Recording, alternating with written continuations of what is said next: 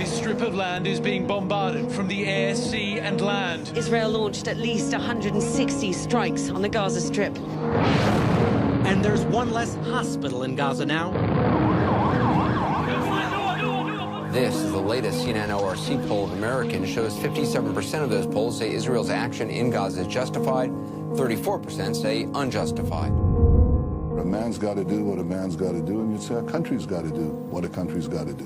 We have to defend ourselves. It's very difficult to divorce public opinion on any question from the media coverage that people rely on to form opinions. And I think the most prevalent lesson from looking at the coverage is that the coverage tends to see this conflict from the Israeli side. Israel is a state that implements its right to defend itself and its citizens. We hear over and over again that the conflict comes down to Palestinian terrorism and Israeli security. If rockets fly on your head, you're allowed to defend yourself. And what gets pushed out of the frame entirely is the fact now that for almost 50 years, Palestinians have been systematically dispossessed from their land and denied their most basic human rights. They have been able to effectively defend the indefensible to the American public through miseducation and misinformation campaigns, through effective talking points. What would you do? More than 3,000 rockets have been fired on your cities. Any advertising executive will tell you the essence of propaganda is repetition. Israel has a right to defend itself against rocket and tunnel attacks from Hamas. Israel is under siege by a terrorist organization. The American political class has basically swallowed the line, hook, line, and sinker. This administration will always stand up for Israel's right to defend itself.